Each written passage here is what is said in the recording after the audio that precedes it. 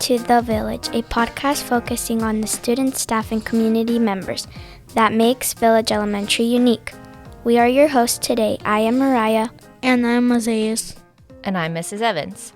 Last year on the podcast, we learned bits of highly effective people, but this year we will cover some new topics. Each month, our school is learning and practicing a character trait. We will record 9 episodes, one about each month's focusing word. We will also invite guests on the podcast who we believe is a good example of that trait.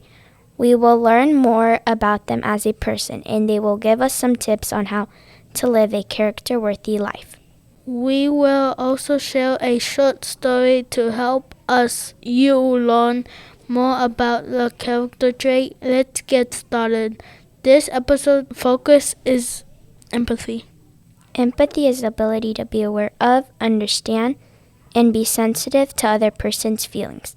Instead of focusing on how these feelings impact ourselves, empathy motivates us to focus on others and respond with care and compassion. Students who successfully demonstrate empathy may exhibit the following behaviors. Sees when students are left out and bring them in. They see when a classmate's upset. They show others care. They share with other students and needed. They can see others' ideas and not just their own. As Isaiah said, in each episode we will share a short story with you.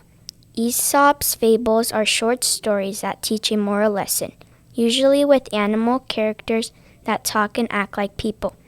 Aesop wrote hundreds of these stories. Many of them you may have heard before, and others you may have not. Listen carefully to the story and to see if you can learn a lesson. This is The Boy and the Frog. Some boys were playing one day at the edge of the pond in which lived a family of frogs. The boys amused themselves by throwing stones into the pond so as to make them skip on top of the water. The stones were flying thick and fast, and the boys were enjoying themselves very much, but the poor frogs in the pond were shivering and with fear. At last, one of the frogs, the oldest and bravest, put his head out of the water and said, "Oh, please, dear children, stop your cruel play. Though it may be fun for you, it means death to us." The moral or lesson from this story is to always stop and think. Sometimes your fun may make other people unhappy. This is a perfect example of how we can use empathy if we only think of ourselves. This is a fun activity. But if we think about what it would feel like to be one of the frogs, we can see how this feels. Even though this story is about frogs, it reminds us that we should show empathy to everyone in the world. We have a special guest to talk more about empathy. Hello, Mr. Manny. Welcome to the podcast. Hello. Will you introduce yourself to the listeners? Of course. My name is Mr. Manny. I'm the head custodian at Village. And thank you for having me. Thank you for joining us. How do you think that the story shows us how to be empathetic? I think that the story shows you how to be empathetic by feeling how other people feel when you see something wrong or something's going on, and you are able to feel the way they feel. You could come and talk to them about it, put your input, that way they could feel that they matter. Why do you think we should be empathetic? You should be empathetic because sometimes some people need to feel like there's somebody there that cares for them and feel like they matter and they're part of the team and part of what's going on, and it makes everybody feel much better. So that's why I think you should be empathetic. How do you practice empathy in your work and home life? That's easy. Now it's not easy. It's how I practice it is by treating everybody the same, adults as well as kids. You guys are, to me, it's a golden rule. I like to treat people the way I would like them to treat me, con mucho respeto, which means a lot of respect. To be empathetic with me, being empathetic with you guys, I think that I do a pretty good job taking care of you guys the best I can and make you guys feel más a gusto, más comfortable. And so that's what, and easier for you guys to approach me or any adult in the school. That way, if you have a problem, you know that we know where you're coming from, so we could help you out. Te podemos ayudar en cualquier cosa, sea como sea.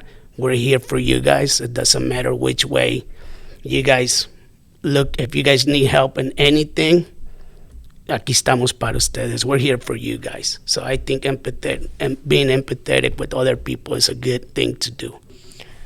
Do you have any tips for us to be more empathetic people?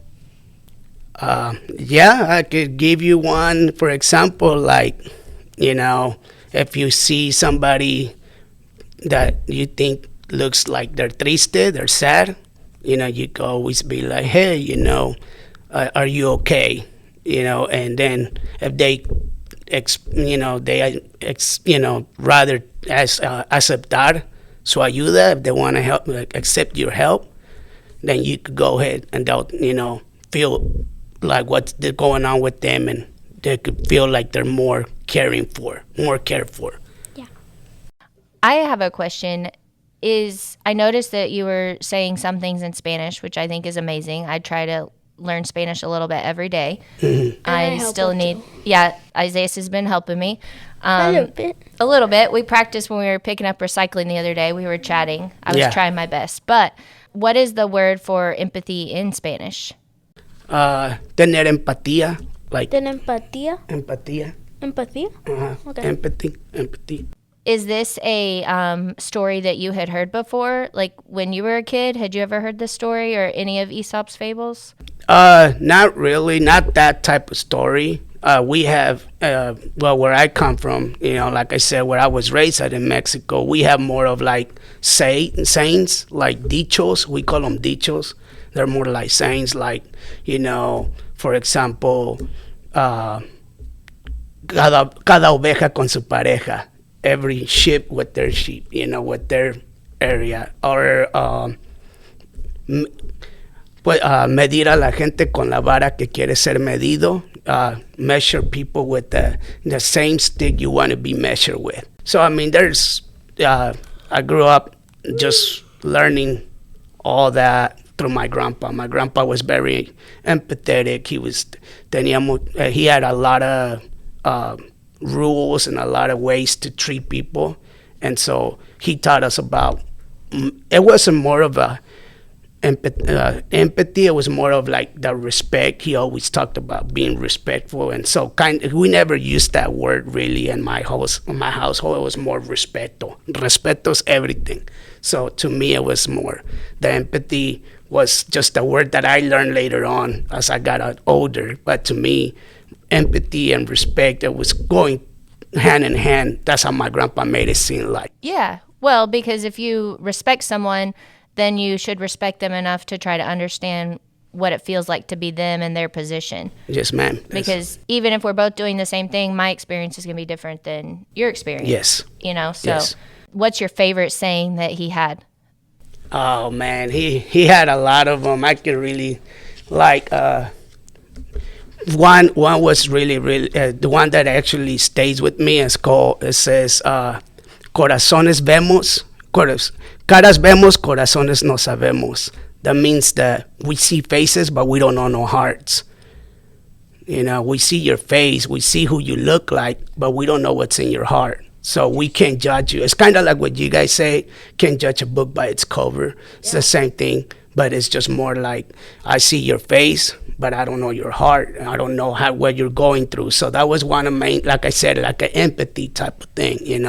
You might see that their face is like smiling and having a good time, but inside their heart is different. So you kind of don't want to step over boundaries with people if you don't know. Yeah, just because they look happy, that doesn't mean it's always that. So my grandpa always said that, have enough respect to, if somebody wants you to come in, they'll let you know. It's like a word. My grandpa always said, tu cuerpo es tu casa. Your body is your house. If you don't want somebody to come in, you won't let them in. Even though they knock, as much as you knock, you won't be able to go in. No vas a entrar, no te va a dejar entrar. It's not gonna let you in. So, but if you knock on their door and they let you in, then have respect and have a feeling for what they're going through. That way you could, I don't know how to say it. I got to think about stuff in English and then say it in Spanish, or sometimes mostly in Spanish and say it in English.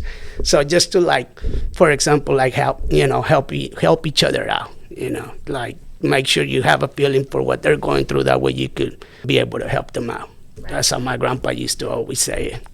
I think that's amazing. What was your favorite thing to do when you were growing up?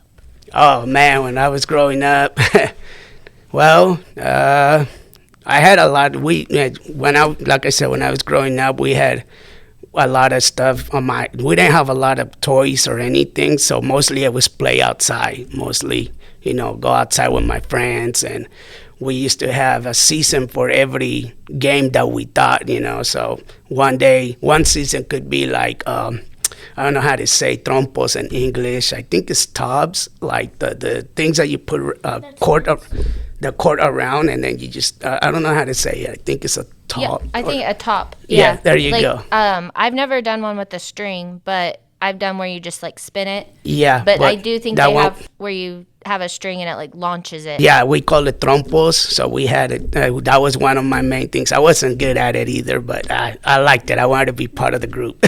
Have you guys ever played with tops before? Yeah. Are you good at it? No. Don't feel bad. That's where empathy comes in. I feel you. I know how it feels. Do you have a favorite sport? Do I have a favorite sport? I actually grew, when I was in Mexico, obviously a lot of Hispanic culture, Latinos, we all enjoy playing soccer, football, we call it football, so I played football when I was growing up, yeah. What is your favorite food? My favorite food? Oh, man, there's a lot of them. I could eat anything, honestly. You could say as many as you want. As many as I want. Well, me, I really, really, really like the spaghetti. That's one of my favorite foods. Spaghetti is one of my favorites. But to be honest, my all-time favorite is tamales. Yeah. I'd pay some good money for homemade tamales. Yeah, well, me too. I have. My dad made tamales yesterday. Oh, And you didn't bring me any? I'll bring some tomorrow. There you go. You don't have to, but if you wanted to, I wouldn't turn them away. I'll give 2 to Mr. Manny and 2 for you. Oh, well, thank you. You see, empathy's working That's now. empathy. That There is you go. empathy. Good He's job. thinking, I know what it feels like for her to be craving some tamales, so I'm going to bring her and help her solve her problem. There you go. What's your favorite thing about working here? My favorite thing about working here, be honest, is, that be able to connect with everybody, have a good relationship with everybody. But my favorite thing here is knowing that I'm not just being, a janitor, as you guys know. A lot of people out there don't know Mr. Manny, but if the kids that do know Mr. Manny, they will tell you, I just try to make a better day for all of us. It's not just about the cleaning. It's not just about working around the school and putting this together and that together. It's actually, like I said, this is a good example of empathy, where yo puedo venir and ayudarte a ti si te sientes mal. Because, if I could come in and help you out if you feel bad because you guys got to a point where And I never asked for this, and I never expected this, but it happened. I think you guys got to a point where you guys are very comfortable with me and always talk to me, and that's one thing I do like, that I come in here and all you guys have enough respect to talk to me, and I like having conversations with each one of you guys, because I know one day when you guys get older and see poor Mr. Manny still cleaning bathrooms, I know you guys gonna say hi, so at least you guys gonna say, hey, that was Mr. Manny when I was growing up. He was the coolest. I'm just kidding. What's your favorite restaurant? My favorite restaurant, I have a lot of them. Like I said, it's too much. You could say how much you want. I like, what's that place called? Olive Garden, because like I said, spaghetti is my favorite. And for tamales, usually I just get them from regular people, but Mexican food is one of my favorites, obviously. I go to Las Catrinas to eat. It's down on 6th Street. I'm between Las Catrinas and El Lorito. I'm not gonna lie. Those two places are the ones that take me. Yeah. What's your favorite color? My favorite color is blue. Same. Really? All of Yeah. you? Yeah. That's why I wanted this one. That's why you chose that microphone? Do you have any kids of your own? Yes, I have 3 kids. My What's oldest. the name? My oldest name is Miguel, and then I have Anthony, and then I have Anais. How old are they? My oldest is 19, my middle one's 15, and my youngest she's 12. Growing up, did you have like a dream job? I didn't have a dream job. It was more like I wanted to be like a draw artist, like drawings. An artist? Yeah, I wanted to draw. I wanted to paint. I wanted to do all that. But things happen. I got married early, and I just like, oh well, I'm just gonna work regular jobs. But this is not, like I said, it's But to be my realistic job, it was gonna be. I was literally thinking about going to the military and just make something out of there, but I decided not to at the end. I'm just like, no, I mean, it's not for everybody, but I'm not saying I probably wouldn't been able to do it. It's just, like I said, life has different things for you, so. But I'm good where I'm at, believe it or not. I'm actually happy where I'm working at, so. That's great. Actually, you like being a manager? Yeah, not a manager, but I do manage here, but yeah, I do like it. The good thing about being an artist is you can still do that in your free time, or like that's a skill that you'll have forever. So maybe someday when you retire, you can. Yeah. So like when you get home, you could also like draw like something. Yep. Or paint if you have paint. I actually have drawings that I done, I have like some drawings that I done before when I was from free time, like you said. And I mean, I had shown some teachers and everything and some paras my drawings, and they're like, what are you doing this job? You could be like an art teacher. And I'm like, nah, I'm good. I'm okay. What drawings have you drawn though? Any drawings, honestly. I drew a dog. I have draw kids. I have draw I have draw a lot of like. I'm very into like my Chicano culture, like Mexican culture, because I was raised in Mexico, and so I mean any type of culture I like, but me growing up in Mexico, I went to school in Mexico, and I liked that. I learned the history over there, and so it show all that like Aztec mythology and stuff like that. So I draw stuff like that too. Cool. I would love to see it. And for our 4th stream day, you should bring some and put it in the art gallery. Oh, I didn't know you could do that. Yeah. Maybe I'll bring one in and show you guys.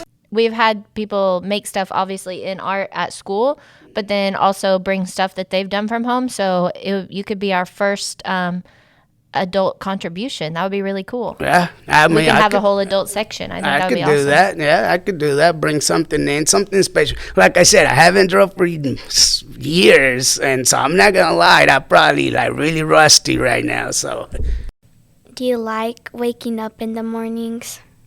Not really. I don't think anybody does, but we have to do it. But I don't really like waking up early in the morning. I always worked at nights. I was always work Night shift? Night shift. At Hostess? So yes, yeah, you know, my 'cause your dad. Yeah, I worked with your dad before, and I worked at nights, and it was, I got so used to it. I worked for like 14 years at night, and I got so used to it that during the day it was my sleep time, and at night I would stay awake. And now I switch, and it's just like, oh man, it's crazy, but it's okay. Like I said, it's just another day. Wake up and let's go. And I can't really be like, oh, I don't like waking up early in the morning, but I do like getting out early during the day.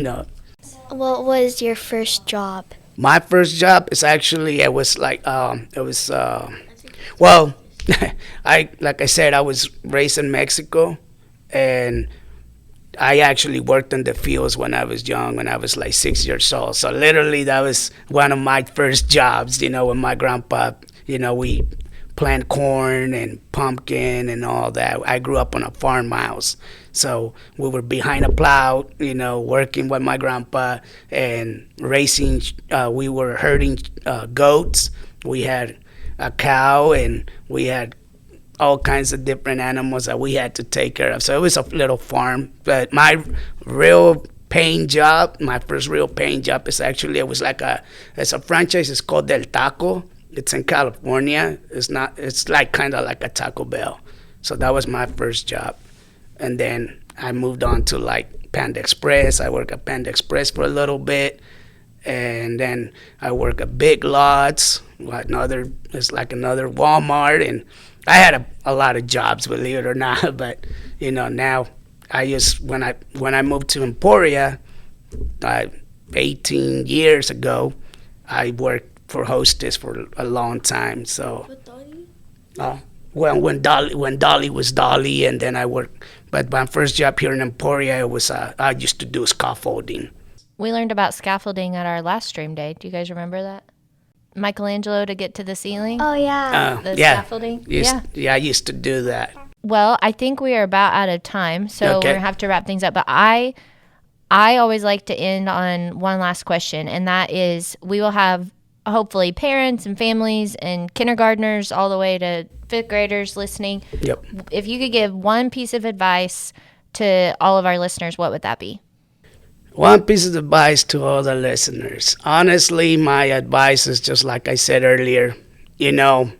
Right now it's hard times. We're going through hard times, and I think that my advice for everybody is just to be honest. Live your life to the fullest. Do the best you can to take care of yourself and your loved ones, which that's what I'm doing. Taking care of my family. And my advice is just tell the ones you love that you love them, and because maybe tomorrow you'll be like, well, I should have said this. But my advice is just live your life to the fullest and take care of everybody that you can take care of. And like I said, the golden rule is always a good advice for everybody. And for who don't know what the golden rule is, it's like I said, treat other people like you want to be treated. That's my advice. That's what I live by. That's just it. I think that's excellent. I know you said you worked a lot of jobs and been a lot of places, but we're very lucky to have you here. So I appreciate it. Thank you. Thank you for being at Village and coming on our podcast. What do you guys have to say to Mr. Manny? Thank you. Thank you, guys. Appreciate it.